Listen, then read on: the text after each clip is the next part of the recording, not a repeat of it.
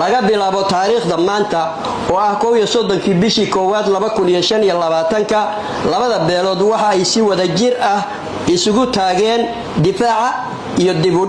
soo celinta degmada Ceergaab beelaha Maxamuud Harti Siciid Harti iyo bahawadaagtoodu waxay go'aan midaysan ka gaareen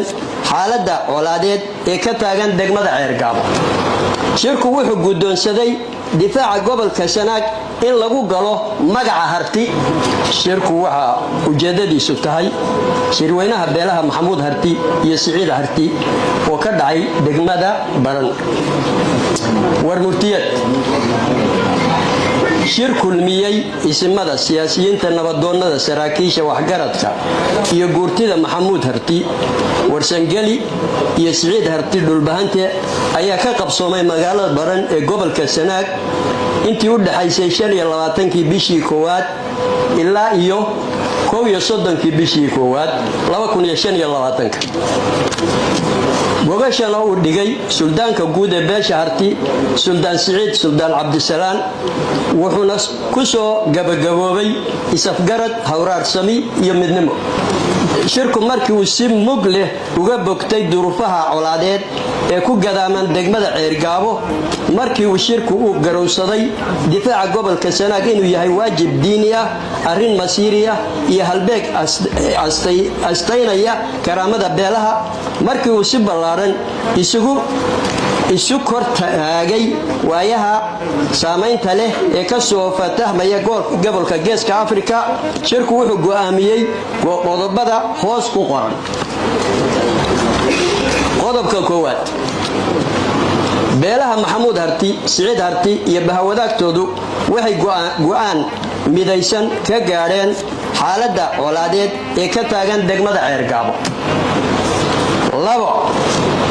laga bilaabo taariikhda maanta oo ah 11 bishii koowaad 2025 labada beelood waxa ay si wada jir ah isugu taageen difaaca iyo dibud soo celinta degmada Ceergaab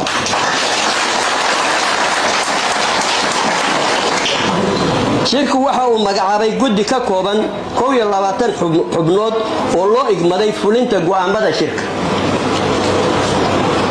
shirku wuxuu guddoonsaday difaaca gobolka Sanaag in lagu galo magaca Harti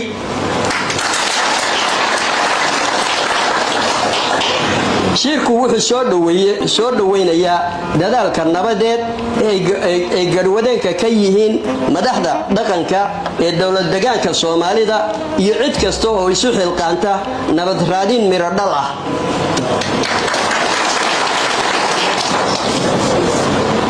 shirku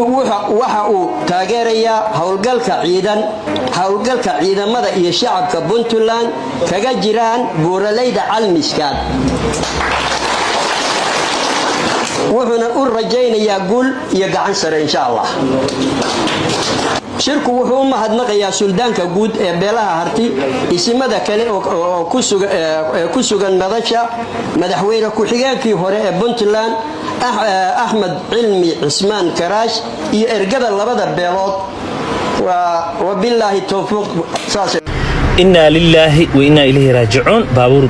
nooha ah ayaa halkaas ku dhacay baabuurka nooxda ah 160 uu ku soconaayay 160 halkuu fariinka ka soo bilaabo ama bareeg ka soo bilaabo waa halkaas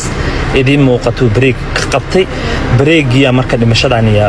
iyo dhaawacan bas sahamiyay buurtaas aad u jeediino gaariga inta uu fuulay ayuu ka duulay laba gabdhood oo walaalo ah waa ku dhinteen laba kalena waa ku dhinteen darawalkii waa dhaawacan yahay yarkii labada gabdhood dhex fadhiyay asagana mid ma qabo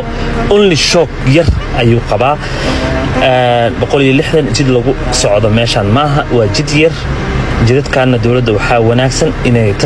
wanaagsan ay ka samayso because waa jid oo sida freshka camal gogol camal u yaalo waay waa inay dhigtaa askari jiifa baabuurkii nooxda waa kana baabuurkii nooxda hal lug ma badbaadina ku dhahay marka waana berbera ayay ka sokaysaa waxba berbera uma jirto waa tuulada ka soo sokaysa ee berbera qulqul joog maal ahaana inna lillahi wa inna ilayhi raaji'un inta ku dhimatay ilaahay naxariis inta ku dhaawacantay ilaahay ha dhaawac